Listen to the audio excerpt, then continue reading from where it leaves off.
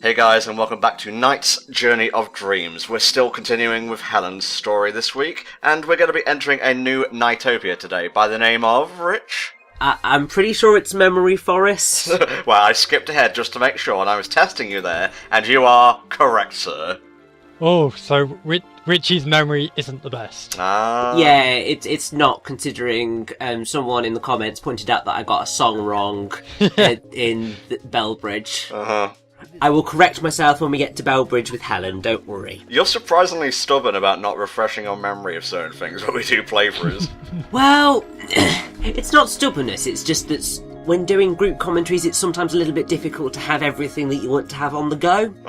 Yeah. Because it'd be like trying to have the soundtrack and all the trivia, and I'm trying to then respond to other people's conversation points. Yeah, fair enough. It just ends up being a bit of a mess. When it's just a solo commentary, Yeah. I can have a plan for, right, this is the kind of general topic of where I'm going to go. Yeah. Or this is what I'm going to focus in on. So that's a lot easier to deal with. Okay, for a split second there, I thought they were entering the massive forest area from Sonic 06. And, oh god, this scene. Not a fan, Carl? Oh, the stupid plot point. Oh, I know. You said on Twitter you were going to rip certain cutscenes apart. Is it in this one or a following one? It's both of them, pretty much this entire area.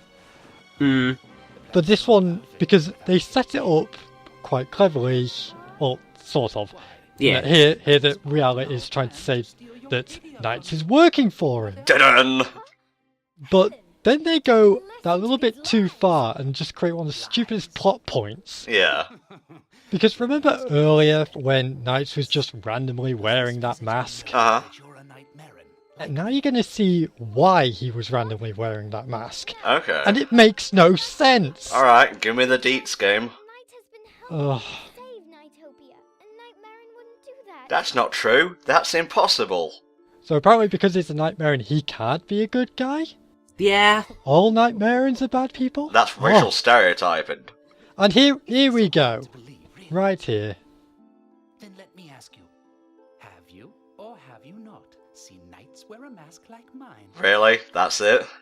Yeah. This mask here is called a persona.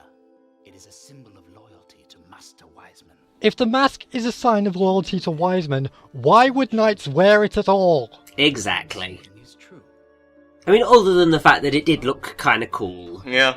And Knights may have just been wearing it as a fashion statement. Bitch, I look fabulous. But surely he would have known that Riala and Wiseman would use it against him for this reason. Well, Yeah. you know, maybe he has a little bit more faith in the visitors than you do, Kato. Oh, Helen does not have faith in anyone, as you can see here.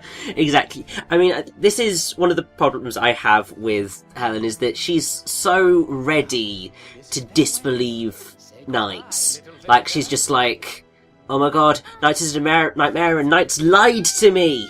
Whereas Will's very much just... Will's very much just like, wait, what? That can't be true. Well, Knights has been good to me, so I'm not going to judge. So Will's much more accepting of Knights' heritage. Logic versus instinct, I guess. It does just make me wonder if Helen instantly will distrust her friends if someone says something bad. How does she have friends to begin with? Yeah, that's very true. I have no idea how she's going to get through her later teenage years, because at that point everyone's having a bitch. Something you're not telling us, Retro. Sorry, it took me a moment to process, though. Oh my god, please tell me we're not doing this again. We're not! Yes! This is just your typical thing of where the cutscenes coincide. But obviously, it makes very little sense as to why Helen's ankle broke, or was sprained, because she just fell through the same portal that Will fell through. Then again, when Will fell through, he was on his ass, he wasn't standing up, so maybe that has something to do with it. And also, Helen can't tell the difference between light and darkness. She said there was a flash of light, but she was just pulled into a portal of darkness. Well, maybe there was light within the darkness, you darkness-hating bitch. Has Kingdom Hearts taught you nothing? It's taught me that nonsense exists. Exactly, you'll always find a door to light in the dark. You were both right there, I think. Oh, so what? He just skips past this mission entirely for Helen. Yeah, exactly as when we were Will, we skipped past the Glass Labyrinth mission. Fair enough. That's a point in the game's favour, then, I think. It also makes me really get annoyed at that whole plot point with the mask, because, as we'll see, it was mainly just so that these two characters could have a quick conversation. That was strictly the sole reason, because as soon as this cutscene ends, Helen completely trusts Knights again. It's never brought up. Also, was there any, cutscenes when Knights was wearing the mask doing nightmare-like things? Nope. No. Oh, okay, so it's all implied evil. Well, it's literally just because Knights wore the Persona mask that one time during Crystal Castle. And we're just like, oh, it's nothing to worry about, and then tossed it away. And obviously, the Personas, like the Dolphin Persona and the Rocket Persona that we've just picked up, those would technically, I suppose, fall into using the Personas. And it does make me question where those other Persona masks come from. Are they gifts from Wiseman? Dream magic! Yeah, it wouldn't really make Stupid dream logic. wouldn't really make sense for the Master of Nightmares to bless visitors who collect Idia with new powers. Suppose maybe it's some sort of good dream spirit of the Dream Gate, maybe? Please don't say it's Illumina from Sonic Shuffle. Thank God. You know that was made by the same people who did Mario Party? Yep. Why was it so much more boring then? Ugh.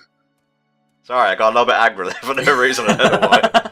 In all honesty, I'd much rather play Sonic Shuffle than a lot of the later Mario parties. Well, now you just cheated. That's not fair. Yeah.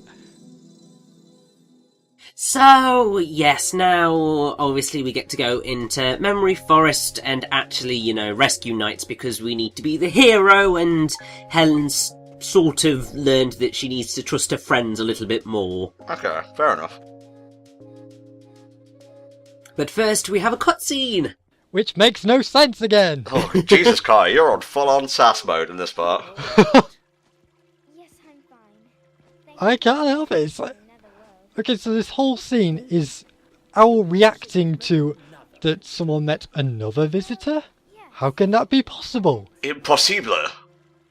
If these are both shared, if Owl and Knights know everything from each world, then surely they know that Will met Helen before. And apparently this is an ill omen. And here, they say that the visitor's memory fades away when they're waking up.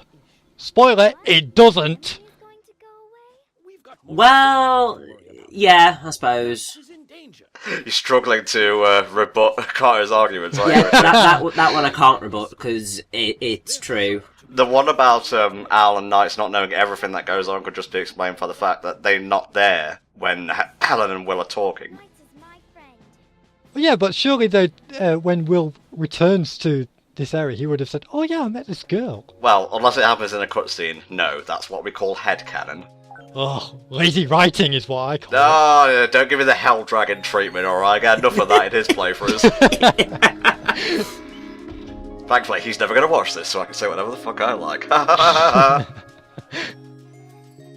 So, yeah, we have Memory Forest now, which, for the most part, is probably one of my least favourite areas.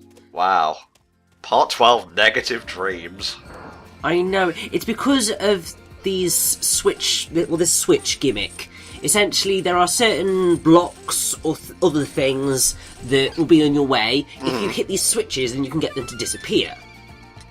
Which is all well and good, until they start getting in the way and until they start being involved in a certain mission that's going to turn up later on. Okay. Also, this is a fun gimmick I do like, and it's going to be part of one of my favourite missions in the game. Falling Down, falling down. So wait, they live in a fictional version of London, and yet London apparently already exists if they have the song. Yes. It's a dream, Kato. You're really trying too hard to rip apart game logic here now, mate. I can't help it. I suppose you could change it to Belbridge Bridge is falling down. Down, fall. Bellbridge Bridge. Yeah, it's a bit too many B's, but It works if Belbridge is basically London. Alright, so Kyle, what do you think of Memory Forest as a whole? I don't mind it. I mean, I do like the idea of it switching between like day and night. That's pretty nice. It is an interesting idea, and I do kind of like the forest areas, especially when it's done like this, you know, with the sun beaming through. But I do kind of agree that the switches are very annoying. I think the main problem with it is that it just really slows down the pace of the mission, and then you've got these sort of Hoover enemies, which can suck you into a sort of... It creates like a very inverted colour look on the screen. It's horrifying, and then you've got to get to another portal to get out. All I think about when I see those portals is Sonic 06's End of the World. Yeah, oh man. Fuck that gimmick, especially the one, and I've mentioned this many a time, but it doesn't matter, I'll say it again. The one in Shadow section, where they put one of those instant death balls right above a spring. Yeah. Yeah, that's a nasty move. And I'm so glad that I've never played Sonic 06. Now I know what we're going to play should we ever meet up IRL. I'm going to force you to play that. Everyone must suffer the torture. Seriously. It's actually a rite of passage as an LPer. Well, I guess I'm just going to remain permanently youthful as an LPer. Okay. You do carry an air of youth about you, Rich.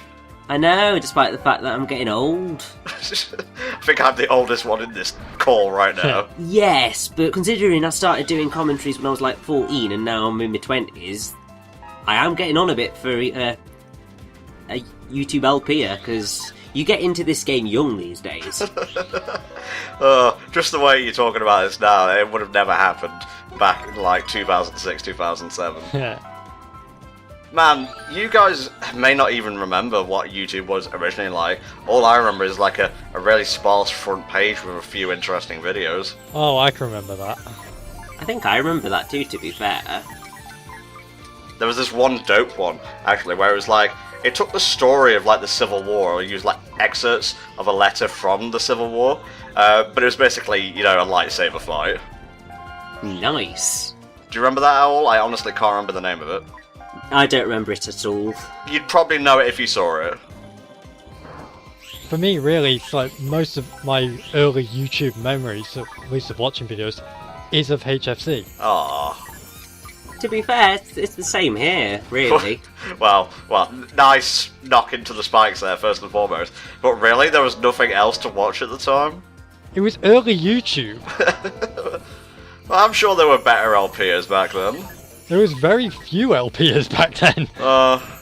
And to yeah. be fair, if I recall correctly, there weren't really any like HellfireComms at the time. I don't know whether that's quite true, but I seem to recall thinking that you were one of the only group commentary channels there at the time. Obviously, it's changed dramatically since then. Oh yeah, there's a fucking Heaven Water Comms right now. That should tell you how far we've come. But I started with my NTOM64 channel originally. I remember that. That got done in for Yeah. copyright when I posted leaked Sonic Unleashed stuff, so maybe that's why I have such a fucking connection to that game. And then I started HellfireComms, so there we go. Yeah, funny that you got done for your copyright strikes there, because obviously then your Twitter account got Shut done up. for posting anime.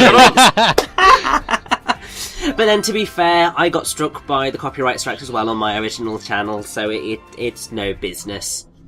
I came so close with that with my first channel, and that's why I stopped uploading to it. So I still got my original channel from years ago. This is one fancy looking spider. So this is Queen Bella. And, I mean, I love this boss fight. It can either be really frustrating or really ridiculously short. And if it's really short, even though it looks ridiculous, it's just hilarious to see. And also I just love the song, which is, I think it's Queen Bella's Ball. The only really bad thing about this boss, to me, is the camera. Yeah, I was gonna say. Do you have to knock away bits of the web and get her to fall? Yeah, so you need to smash through as much of the platforms. It's basically that she can't get away.